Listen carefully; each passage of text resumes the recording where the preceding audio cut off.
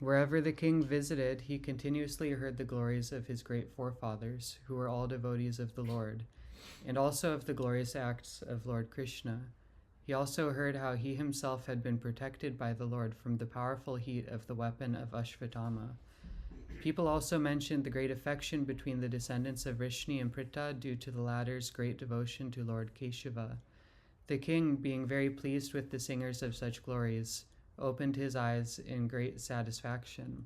Out of magnanimity, he was pleased to award them very valuable necklaces and clothing.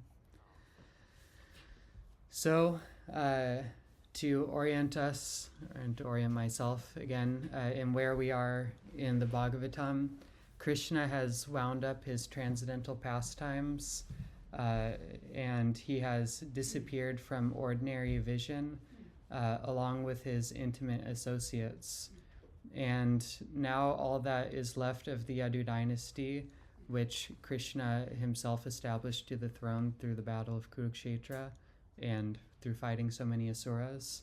The only one who's left is Mahārāja Parīkṣit. And we are seeing the glorious nature of Mahārāja Parīkṣit's rulership over the world as in the immediate wake of Kṛṣṇa's disappearance, and also as Kali Yuga is about to begin. And we're also seeing the condition of the world as influenced by Kṛṣṇa's pastimes here. So Kṛṣṇa's appearance was no small event. After his departure, everywhere Mahārāja Parīkṣit is going, he is hearing the glories of Kṛṣṇa as well as the glories of Kṛṣṇa's associates. Now, this is an interesting fact because it's not so that when Kṛṣṇa appeared on the earth that everyone saw him. Mahārāja Parīkṣit is going to all different kinds of places, and in the purport to verse 12, you can get a detailed description of each of those places. So he's going all over the world, and yet he's hearing the glories of Kṛṣṇa from many people who never saw Kṛṣṇa personally. Similarly, when Lord Chaitanya was on the planet 500 years ago, he wasn't seen by everyone, even not everyone in India saw him, but by the force of the devotees carrying the message of Kṛṣṇa and the message of Lord Chaitanya wherever they go, and by the force of their sharing Kṛṣṇa's holy names, his forms, his qualities, and his pastimes with whomever they meet, these glories are spread all over the world. So just by hearing Kṛṣṇa-kathā, and as Prabhupada points out, Kṛṣṇa-kathā also means hearing about Kṛṣṇa's devotees. So many people in this part of the Bhagavatam have become and are continuing to become enlivened. Their hearts are being transformed, and their hearts are becoming awakened in attraction for love of Kṛṣṇa and his devotees. This is a special nature of Kṛṣṇa-kathā, that Kṛṣṇa is fully present in the pure descriptions of his name, form, qualities, and pastimes.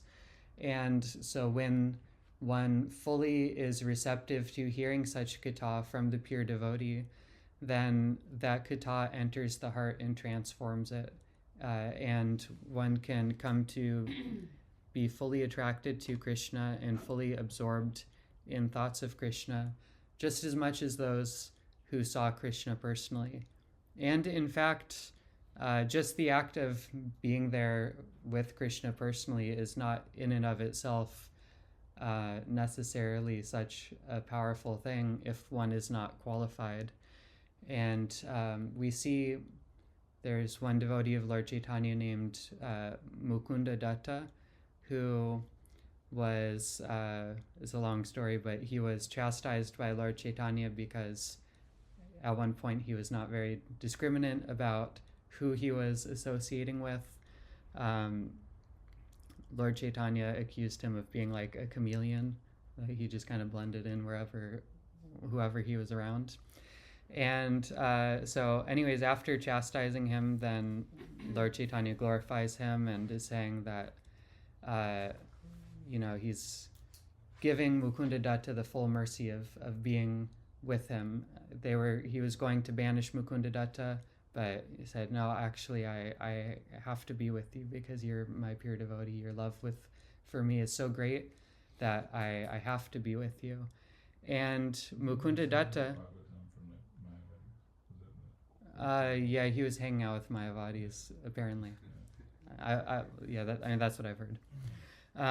So Mukundadatta then proceeds to give a very extensive explanation of why Lord Chaitanya's glorification of him is not correct, and why the glorification of being with Lord Chaitanya is also not exactly correct.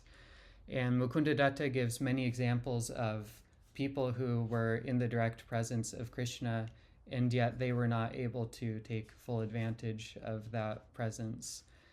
He gives the example of Hiranyakashipu.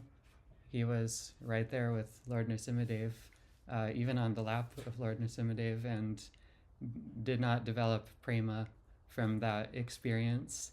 Shishupal had so much association with Krishna, and yet Shishupal's whole program was just blaspheming Krishna. Similarly, we have examples like Paundraka. He heard so much about Krishna to the extent that he was able to try to artificially imitate Krishna. He even had apparently fake arms so that he would have 4 arms like Krishna in his Narayan form. He's trying to claim to be the Supreme Personality of Godhead himself. And then Krishna came before him and fought him, and yet he didn't develop prema. So Mukundadatta's final conclusion is that actually the force that allows one to be transformed by being in the presence of Krishna, or in the case of the topic of these verses, hearing about Krishna, is devotional service. Without devotional service, one can be directly in the presence of Krishna and one will not understand what one is seeing. And Krishna says this a few times in Bhagavad Gita. For instance, Bhaktyat Vananyaya Shakya Aham Evam Vidorjuna Gyatum Drashtum Shatatvena Praveshtum Chaparantapa.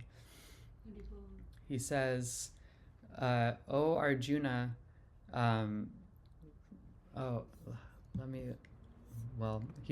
he says that without devotional service, one cannot understand me as I am, even if they are standing right before me. And there's more to the verse, but my mind's blanking right now. I didn't save that as a reference for this class. So yes, it's by the power of devotional service. It's by the power of seva and having a service mentality and being receptive to the pure katha that one is able to derive the full benefit from it. And we see so many examples in Bhagavatam of people who did hear katha about Krishna, and just by hearing about Krishna, they became fully attracted to Krishna. They developed pure love of Krishna. And so I pulled some examples from the Bhagavatam. First was the 10th canto, chapter 23. We have the example of the wives of the ritualistic brāhmaṇas. So these brāhmaṇas and their wives lived in a small village on the outskirts of Vrindavan, or the larger Vraj Mandala. And the husbands were engaged in all kinds of religious rituals. They were always performing sacrifices, studying the Vedas, these kinds of things, but they didn't have devotion to Krishna. Whereas the wives, because people would come in and out of the village of Vraj, people would go back and forth as messengers or traders, and people who saw Krishna would go to this village where these ritualistic brāhmanas were with their wives, and they would tell about what they had seen, what Kṛṣṇa was like, what his activities were like. And the wives of the brāhmaṇas, just by hearing these descriptions, became fully attracted to Kṛṣṇa. And then when the opportunity came, when Kṛṣṇa gave them the opportunity, then they actually left their husbands to run out into the forest and go see Kṛṣṇa, even in the middle of this big religious ceremony that was going on.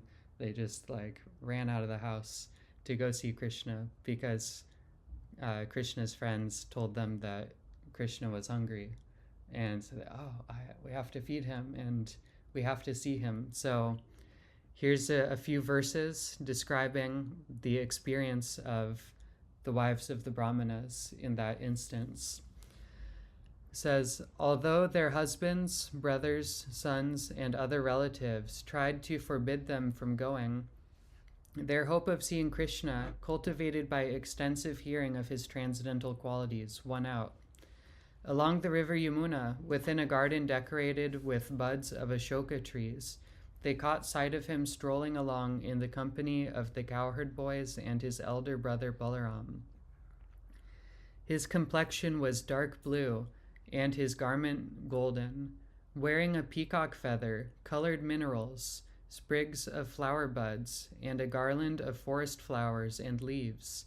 He was dressed just like a dramatic dancer. He rested one hand upon the shoulder of a friend, and with the other twirled a lotus. Lilies graced his ears, his hair hung down over his cheeks, and his lotus-like face was smiling. O ruler of men, for a long time those Brahmana ladies had heard about Kṛṣṇa, their beloved, and his glories had become the constant ornaments of their ears. Indeed, their minds were always absorbed in him. Through the apertures of their eyes, they now forced him to enter within their hearts, and then they embraced him within for a long time. In this way, they finally gave up the pain of separation from him, just as sages give up the anxiety of false ego by embracing their innermost consciousness.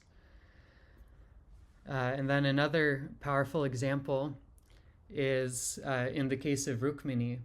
Rukmiṇī also had heard so much about Kṛṣṇa. Kṛṣṇa, by the time that he was in Mathura, was very famous all over the world amongst his devotees.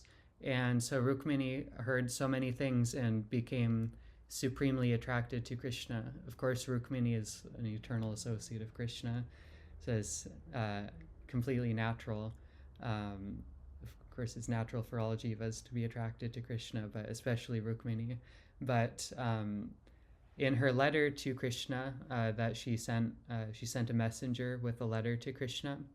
And in that letter she says, O beauty of the worlds, having heard of your qualities, which enters the ears of those who hear and removes their bodily distress, and having also heard of your beauty, which fulfills all the visual desires of those who see, I have fixed my shameless mind upon you, O Kṛṣṇa. O Mukunda, you are equal only to yourself in lineage, character, beauty, knowledge, youthfulness, wealth, and influence. O Lion among men, you delight the minds of all mankind. What aristocratic, sober-minded, and marriageable girl of a good family would not choose you as her husband when the proper time has come? Therefore, my dear Lord, I have chosen you as my husband, and I surrender myself to you. Please come swiftly, O mighty-armed one, and make me your wife. My dear lotus-eyed Lord, let Shishupal never touch the hero's portion like a jackal stealing the property of a lion. So we see the power of Kṛṣṇa-kathā just by these devotees hearing about Kṛṣṇa. Even without seeing him, they became completely attracted to him. Their hearts became completely oriented towards Kṛṣṇa. And this is because topics about Kṛṣṇa and his devotees are supremely pure. The process of hearing Kṛṣṇa-kathā is supremely purifying and enlivening. And actually, for the devotees, hearing about Kṛṣṇa is the recreation of the devotees. It is the most enlivening and wonderful experience for the devotees. Once one develops a taste for hearing Kṛṣṇa-kathā, then it's the supreme source of happiness and excitement for the devotees. We can see in the examples of the 6 Goswamis that they were so deeply engaged in talking and hearing about Kṛṣṇa that they would completely lose any orientation as to if it was day or night. If they were standing or sitting, they would stay up all night just talking about Kṛṣṇa. And we see so many examples of this also. Ramananda Roy in Lord Chaitanya's pastimes, that when he would start talking about Kṛṣṇa, then his awareness of anything else would be completely overridden by that katha. And we're also seeing this in these verses in the case of Mahārāja Parīkṣit.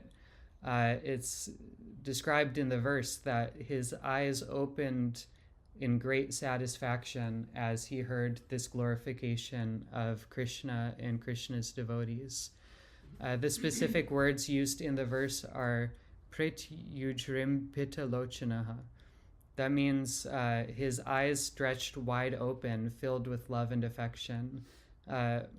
Ujrimpita is a word used to describe like really stretching far open, like when a lion roars or when a lotus flower opens up.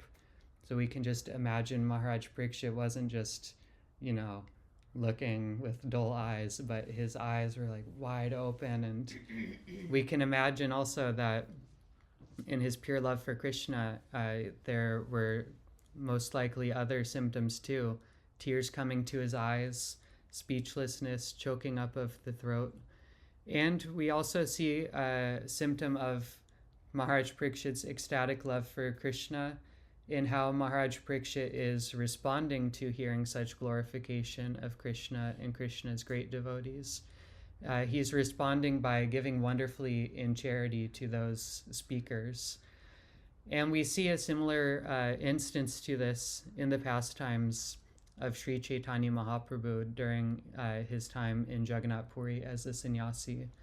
There was one king, and Mahārāja Prataparudra, and he wanted to have darshan of Sri Chaitanya Mahaprabhu, but Chaitanya Mahaprabhu, because he was in the role of a sannyasi, very strictly in the role of a sannyasi, did not want to, externally speaking, he did not want to associate with someone who was a king. And so therefore, the devotees gave the king some guidance by which he would be able to get the personal audience of Sri Chaitanya Mahaprabhu. First of all, they glorified Mahārāja Prataparudra in front of Chaitanya Mahaprabhu so much. And then also Mahārāja, when it was time for the Rath Yatra festival, then he personally took up a broom and swept the street in front of Lord Jagannath's Rath Yatra cart. Maybe this doesn't seem like such a big deal for us in the West, but in India, for someone to be a street sweeper is like the lowest position that one can possibly be in. And yet, this great devotee king voluntarily took up this position of being the sweeper in service of Lord Jagannath. And Chaitanya Mahaprabhu was very pleased by this. And it's described that when Chaitanya Mahaprabhu saw this, then he decided that I'm going to give my mercy to Mahārāja Prataparudra. And so then, during the course of the Rath Yatra, at one point, Lord Chaitanya went into the Jagannath Vallabha garden. This garden is still there in Puri. You can still go there. It's like a huge, like absolutely huge garden. And Sri Chaitanya Mahaprabhu was in there, absorbed in the ecstasy of pure love for Kṛṣṇa. And Mahārāja Prataparudra took off his royal dress and put on the simple dress of a Vaishnava, whatever it was that Vaishnavas wore at that time. Imagine dhoti, chadar. And he entered the garden and began massaging Lord Chaitanya's lotus feet at the permission of Lord Chaitanya's devotees. And then he started reciting a section from the 10th canto called the Gopi Gita. And there's one verse in particular that Lord Chaitanya became completely absorbed in, which is very relevant to this topic about the power of Kṛṣṇa-kathā. So the verse goes, Tava katamritam tapta jivanam kavipiriditam kalmashapaham Shravana mangalam Srimad-Bhagavatam bhuvi granantiye puridajana. So this means, so the gopis are calling out to Krishna here in separation from him. And they say, My Lord, the nectar of your words and the descriptions of your activities are the life and soul of those who are always aggrieved in this material world. These narrations are transmitted by exalted personalities, and they eradicate all sinful reactions. Whoever hears these narrations attains all good fortune. These narrations are broadcast all over the world and are filled with spiritual power. Those who spread the message of Godhead are certainly the most munificent welfare workers. So Bhuridajana, they're the most munificent, the most charitable people. And when Lord Chaitanya heard this verse, he jumped up. He had been laying down in his ecstatic symptoms, and then he suddenly jumped up and again, recite it again. Then Mahārāja Parīkṣit recited it again. He kept reciting it over and over. And Lord Chaitanya was just becoming more and more absorbed in hearing this nectarian verse about the power of Kṛṣṇa-kathā. And then finally, Lord Chaitanya tells the king, Bhuridajana, someone who shares this message, they're the most charitable, most munificent people. You are that munificent person. You have shared with me Kṛṣṇa-kathā. How is it possible that I can ever repay you? I have an irreparable debt to you for you sharing this Kṛṣṇa-kathā with me. And Lord Chaitanya said, the only thing that I can give you to repay you for this is I can give you my very own self. And then he embraced Mahārāja Parīkṣit, and in ecstasy they cried together in loving relationship with each other. So the power of Kṛṣṇa-kathā is such, it is the most powerful thing within this world.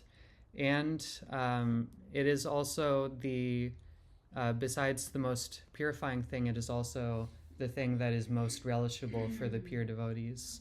We see in the 11th canto of Bhagavatam, chapter 3, verse 31, very famous verse about the activities of the devotees when they get together with each other. It says, Smaranta smarayantascha mito gauga haram harim bhaktya sanjataya bhaktya bibrat yutpulakam tanum. As the devotees of the Lord constantly discuss the glories of the personality of Godhead among themselves. Thus they constantly remember the Lord and remind one another of his qualities and pastimes. In this way, by their devotion to the principles of Bhakti Yoga, the devotees please the personality of Godhead, who takes away from them everything inauspicious. Being purified of all impediments, the devotees awaken to pure love of Godhead, and thus, even within this world, their spiritualized bodies exhibit symptoms of transcendental ecstasy, such as standing of the bodily hairs on end.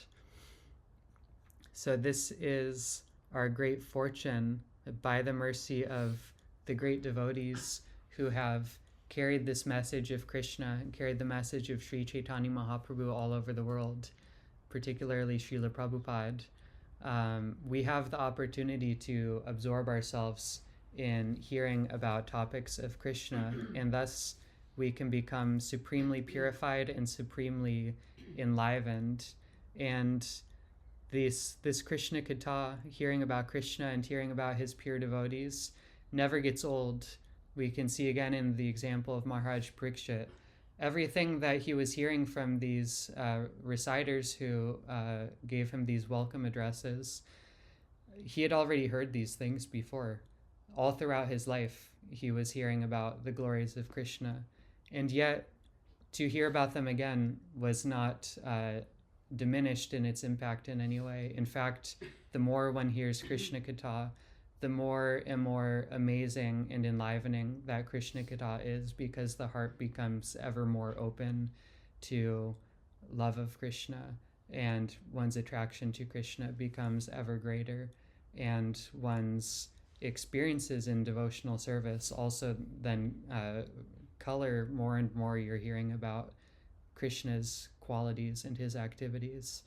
It stops being just a theoretical knowledge, but it's something that you can practically relate to. And thus it becomes the life and soul of the devotee.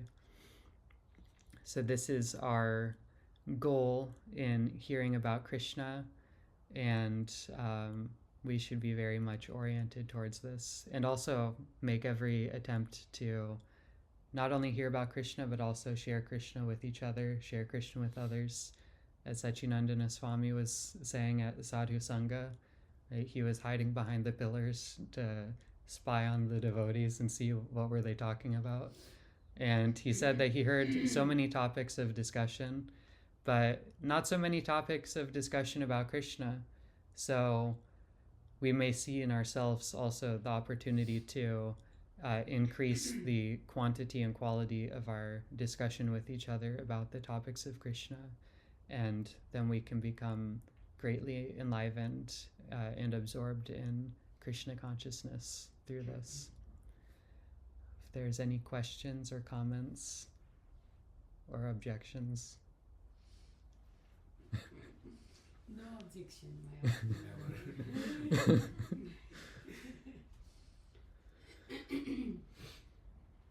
What a question about singers,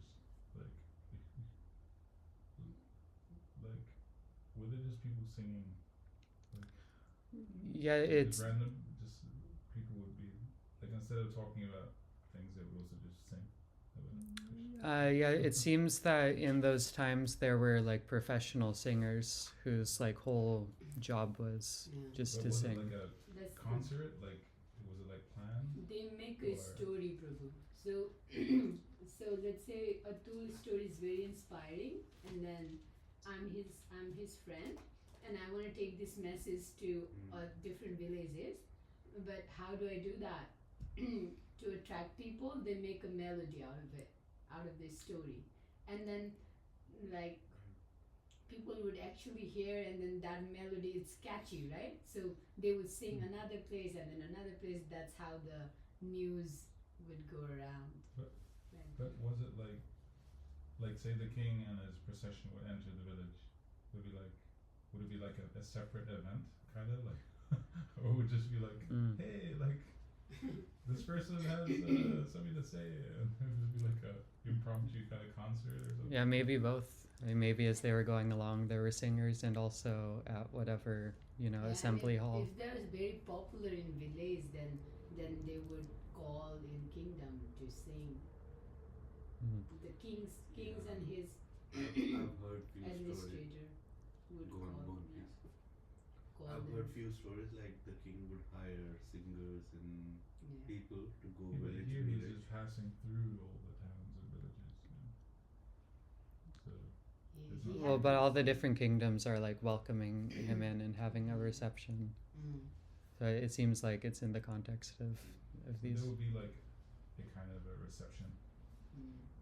Yeah, like I don't think he's just like going through and like ransacking these places, because he's he's establishing and reinforcing his empire.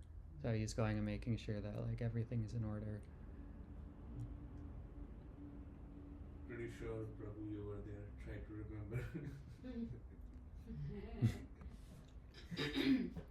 And sister, what was the context on Rukmiṇī again?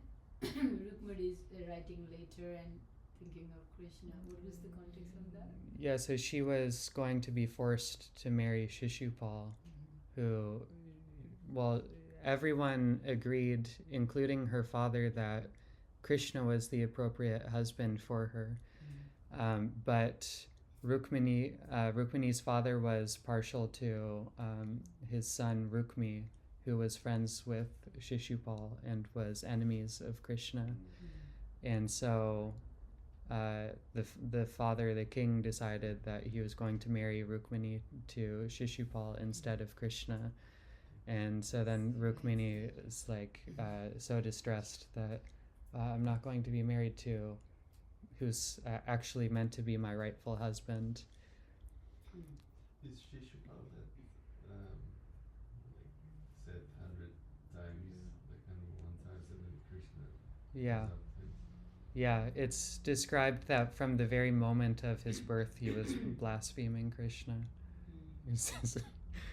Like immediately when he got out of the womb, yeah, even as a baby, it seems he was saying bad things about Krishna.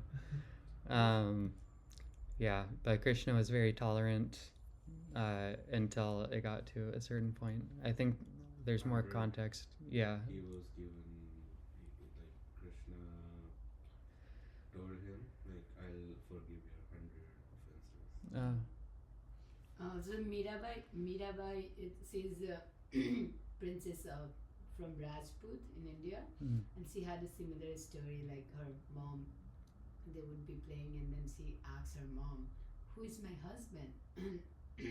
Mom is doing chores, and then she's like, keep asking, and just to like give her the answer, she would point out to Krishna's statue, and then she's like, "He is your husband." And Mirabai, she thinks Krishna is her husband since childhood, and then she would carry Krishna's statue wherever she go, and eventually her parents find her a groom, but she would like, my heart is already Krishna's, this is just a formality, and then the groom is also okay with that, like but the in-laws are not. And then when she is married off, she still sings, dance for Krishna, and then for somebody like princess, it's not good image on the family. So the in-laws try to kill her by by sending poison as gift, and then she drinks it, but she doesn't die. But she knows, she's aware that they are trying to kill her. So she leaves the palace and she goes to temple and then do kirtan and dance. All the villagers are like, they are impressed, and then they are like, oh, teach us how to teach us this love. This is like so beautiful. Teach us this love, how we do it. And she was like, it's already on you. It's already inside you. Yeah, she's like, no home, no limits, just Krishna. I know one devotee who something not exactly like that happened, but she was going to be married to this man who she didn't really want to marry him. It was an arranged marriage. And then literally like the night before the wedding, the man died. And so she went to her Guru Maharaj, Jayapataka Maharaj, and asked, like, oh, what should I do? And he said, well, this is Krishna's arrangement. Now you can have Krishna as your husband instead of this man.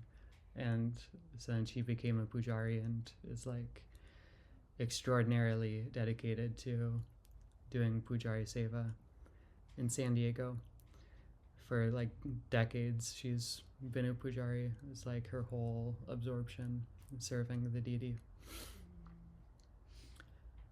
Any other questions or comments or complaints? I've been thinking about this. Like, I was curiosity, just out of like sheer curiosity. But as far as like, Krishna's pastimes were like heard all over the world, I think about Chaitanya Mahaprabhu in that context, because I think I still can't fully wrap my mind about the fact that it was so recent. Mm. And so like I heard this kind of like Vaishnava rumor that there's no way to like verify it, but I thought it was really cool that Columbus went to look for the beautiful gold man who he heard about, and so that's why he was trying to find India. Mm. And like I want accounts from other places of the world or other traditions that have these, like not rumors, but things they've heard, Mm. just so that I get the full picture. Yeah, there are people who are more secular who encountered Lord Chaitanya during his pastimes, and they wrote accounts of what he was like. I couldn't point you to exactly where those are, but and there's also devotees from other traditions who encountered him and they wrote about him. But yeah, not everyone was able to appreciate who he really was during that time, except the devotees.